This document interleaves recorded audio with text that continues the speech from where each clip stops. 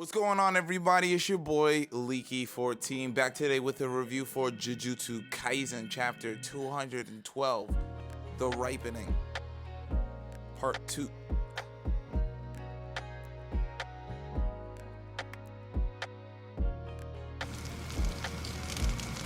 Okay, so I lost my mind multiple times throughout this chapter. First of all, I don't know, it was probably assumed by more of us than Megumi himself that his sister wasn't going to be his sister.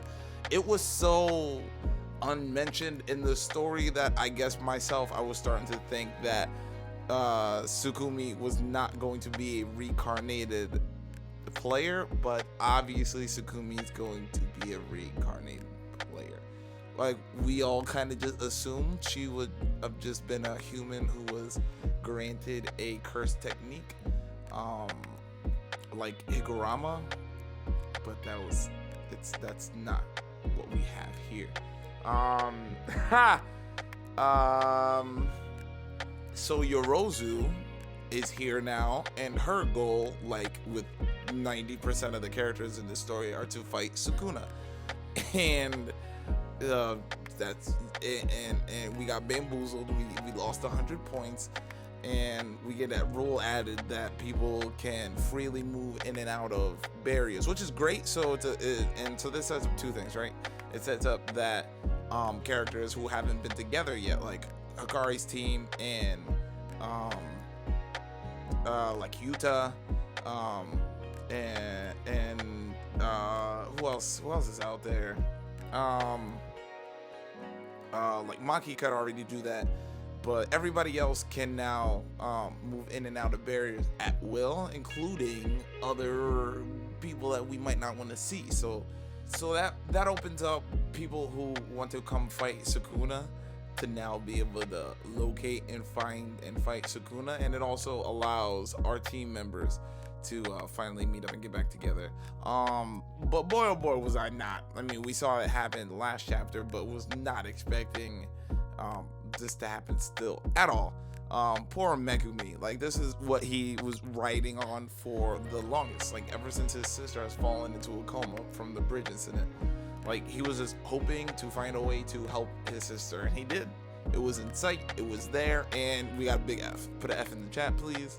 The plan did not go according to plan, which seems like the thing in JJK. And I mean, plans in general in storytelling, you know, if you get the plan, there's a 90% chance that plan is going to fail.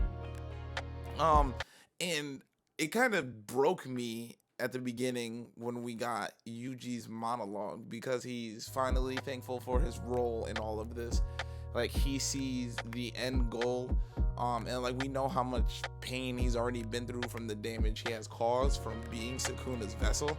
And he, like, in this speech, he's basically accepting his death, which we already knew. Like, if it came down to it, if it came to getting rid of Sukuna, like, Yuji is willing to die. We knew that already. But like, in this chapter, he's like, we got Sukumi, like, thank you guys. And like, he's basically he's with his death, you know, he's accepting it. And my favorite part out of all of this is, throughout this whole, JJK is very story driven. It's not really character driven. Like, events happen, Yuji, Megumi, Nobara, they're sent on missions, and things happen during those missions that push the story along. Right, like, they make choices, but they're not making too many direct choices that are like creating the paths in the story. It's like the villains are really making the choices, and Kenjaku's making the choices, and we are reacting to those. So it's really story driven, based off the story. So far, and ever since chapter 1, when Yuji's grandpa died and he's like, help people, people have always looked down on Yuji, like he's not, like, it's whack-a motivation, and like, what is his role in all this? Like, the only stake he has is that he's Sukuna's vessel. Other than that, like, he has no much stake in this fight or in this war, in this story. But now, after all that we've been through with Sukuna and Megumi, now his best friend's body is taken over by the curse that was within himself. So now it's like this is the most directly involved Yuji will have to be in the story. Like, now it's going to be decision based. Like, we now have to do this in order to save Megumi. Like, he's going to be making decisions like from now on. Like, he was ready to die a second ago, and now I think he's like as motivated as he has been this whole series. I mean, before, his motivation was to defeat Mahito, and now that he's defeated Mahito, like ever since then, it's kind of just been everybody's goal has been get Gojo back and stop Kenjaku, right? But now, like, Yuji has some stakes in this. Like, this is his boy. Like, he was just thanking his boy for saving his life and the role that he's gotten to play in the story so far. And now that boy is compromised, and Yuji needs to make a decision.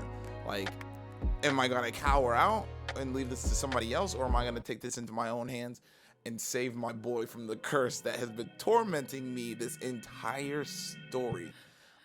So Megumi has gotten it in this chapter, Yuji has gotten it in this chapter, and not to mention, just within all of this, like, don't forget, outside of the story, like, we got a flash of it last chapter. The merging has started, right? Like, it hasn't necessarily started within the colonies, like, the merging has started. Also,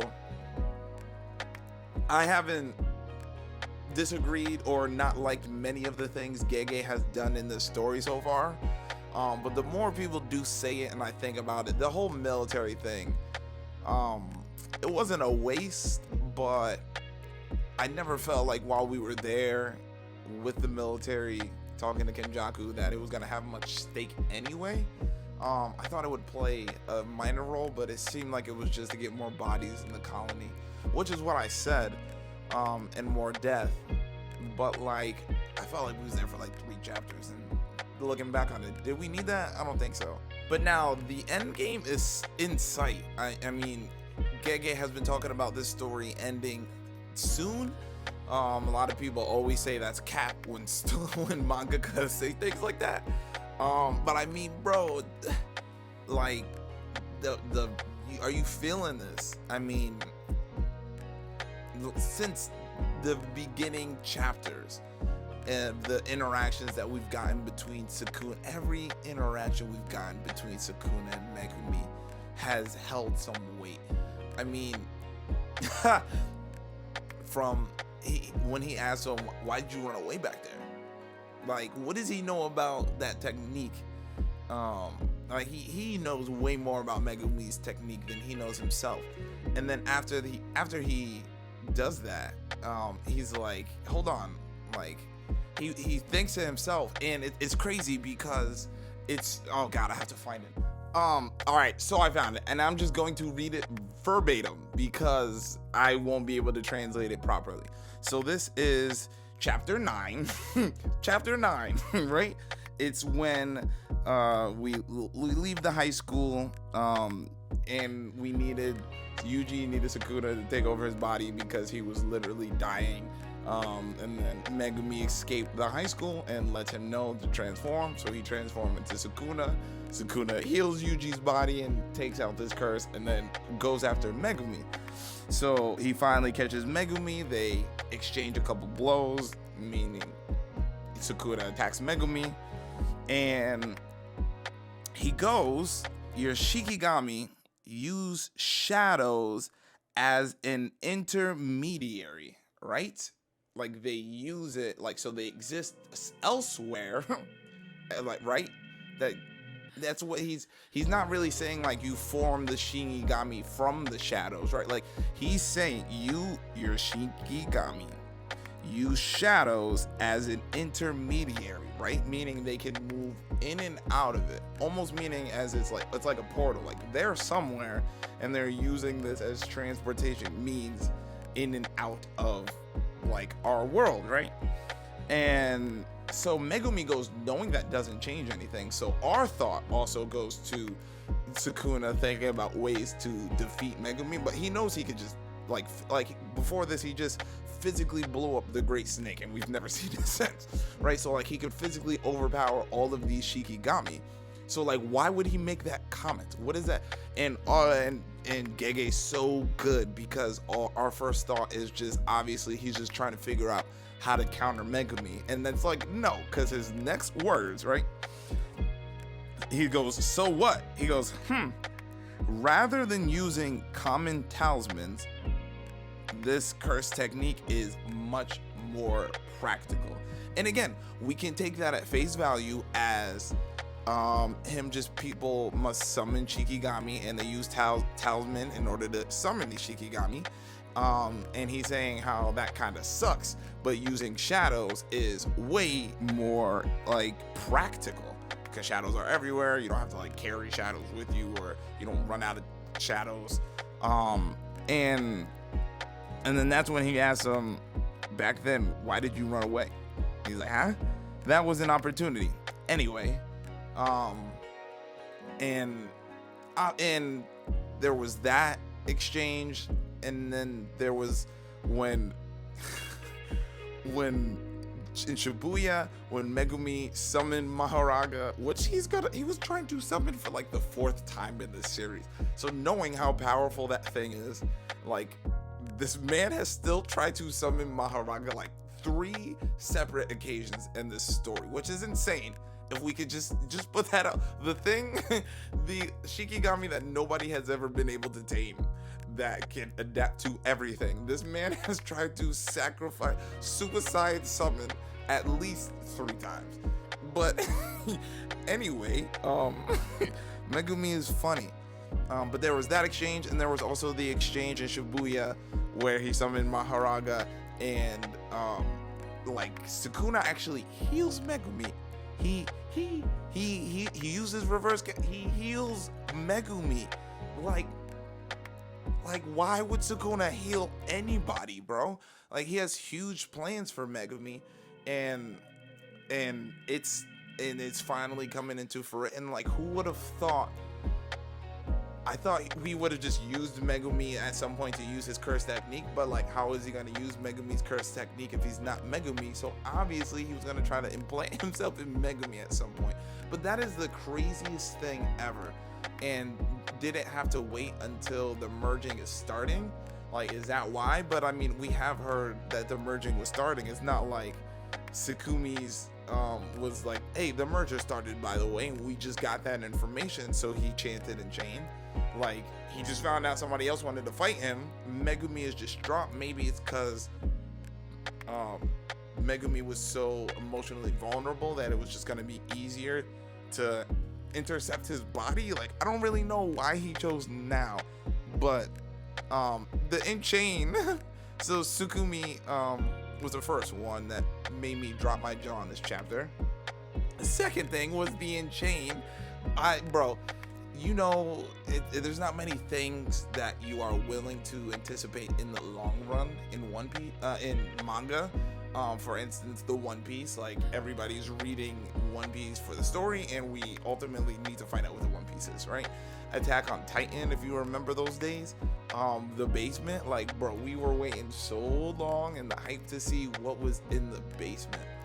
In Chain was one of those things. It's like, we want to see full power Sukuna, we want to get Gojo out of the box, and we know we're gonna do those things, but as soon as it was mentioned that binding vow,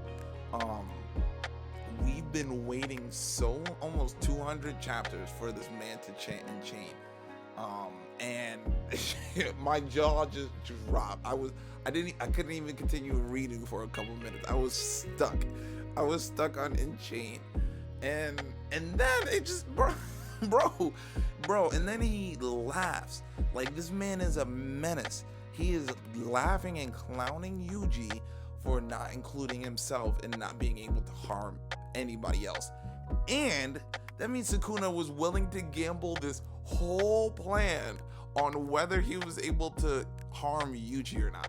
Cause he goes, wow, this kid's well, he wakes up, he's like, oh, okay, so the binding vow worked. And he's like, well, he literally says this next part is a gamble. This next part is a gamble. And he breaks his finger and then just starts laughing. Like, man, this dude, I've never been mad at Sukuna. He's a curse. Like, I expect him to be evil. And I've always obviously not like how he treats Yuji. That's my boy. But man, that was just like after all we've been through, and they have had some moments where it seems like, you know, it's gonna be like a Naruto and Kurama relationship at some point in time, where maybe Sukuna's looking out for him, but no, he's only ever looked out for him because of selfish reasons, because he was just happened to be in his body, and now he's in Megumi's body, and who knows what he's gonna be able to do. It's terrifying, honestly. We do need to talk about how he was able to do that, because Megumi does stress that Yuji being a vessel for Sukuna is like a 1 in 100,000 thing. Like, it's very extremely rare. So is Megumi also extremely rare, or can a majority of super talented, super high level sorcerers be able to house Sukuna, and they just don't think so, and nobody's willing to try? Like, how many people have actually tried to be a vessel of Sukuna for these past 100 years, like thousands of years? Who knows? Probably not many. I don't know who would sign up for that besides Yuji Itadori, right? But I mean, Megumi is also able to be a vessel. How strong is he? He only ate one finger, right? So did the totality that was within Yuji, within that one finger, transfer over to Megumi, or does that count as one finger? It's got to be his whole power, the whole 15 fingers, right? Who knows? Is Yuji missing a finger right now also? Like, I'm sure it didn't get healed in the time that he went and shoved his finger in Megumi's mouth. But boy, oh boy, I did not expect. I don't know where this story was going. I thought we would have just ran into Kenjaku eventually after we gathered people up. Like, I don't know how this Sakumi sidebar turned into Megumi gets possessed by like Sukuna. Like, when did that happen? So I guess the ripening, and again, this is the ripening part too, and I assume that it just meant the culling game and the merging and the ripening it's turning up, and it's happening because that's what it started with the last chapter, which Gege, he knows what he wants our minds to think, and then all of a sudden it's the ripening of Megumi becoming the vessel. So is Sukuna gonna sit here and just whoop Yuji's ass, or is he going to just go to his supposed bath? And now, like, the bath being in the basement of the Zenin basement, like, does this hold even more weight? Like, does that have anything to do with Megumi? And like, are Sukuna and Kenjaku working together, or are they not working together? I mean, they obviously are if Kenjaku's with what's her face, the ice powered person, can't think of their name. So obviously Kenjaku's playing some role, and again, you go back to his Shibuya speech, and he was wrong, and his whole point should have been to cause more chaos than even he can handle. So is the point of the merger and awakening Sukuna, is this all just to send Japan back into the Dark Ages? And it seems like he might succeed. So a lot of I have heard a couple people online start saying that he's gonna send us into the Dark Ages, the Seinen era, and Sukuna's gonna be revived, and that's how JJK will end, and then we'll get a part 2. I would love that, honestly. As much as I would hate that, I would love that. I love when the villains win, and the worst case scenario happens, and that's where we are right now. So and Hana has been knocked out, and Hana wants to get rid of Sukuna, and Hana's probably one of the only people who might have a specific ability that can help get rid of Sukuna, and she's knocked out. So now we have Megumi and Yuji, and like, what is gonna happen? Are we gonna get a fight, or is Sukuna just gonna dip and go to his bath, and use Megumi's curse technique to revive himself? Maybe there's some curse technique that can he can be a Shikigami and use the shadows as a medium to come back into our world. In this bath, bro, this bath. Gege be writing. 2023 has been a hell of a year already. I don't even know where we're gonna go after this. It's either gonna have a fight or Sukuna's gonna leave. Unless we just leave this and we jump to some other point in time. Because that's what Gege has been doing lately. We've been jumping around a few different places and people. But boy, oh boy, things are getting scarier. I'm very interested. I can't wait to see what Yuji's going to do. Because this is since the Mojito killing his sensei, I think this is going to be the most heightened. Like, we better see some emotions out of Yuji. It's literally the curse that has been tormenting him. The whole story is now taking over his best friend. So how's he gonna? And we didn't get to see his reaction. We only got to see his face. And I could just think of, one of my favorite pages in this whole story is, what the hell are you, Mojito? And I can hear you just fine without yelling, Yuji Itadori. Of course, after he kills his sensei. So Gege has been on fire. The Ripening Part 2. What did you think? Comment down below. Let me know. Please like for your boy. Subscribe if you are not yet. We're trying to reach 100 by the end of the year. It's your boy Leaky14. Jujustu Kaisen Chapter 212. Sukuna's back, baby. He's back. Have a good day. I'll see y'all next time.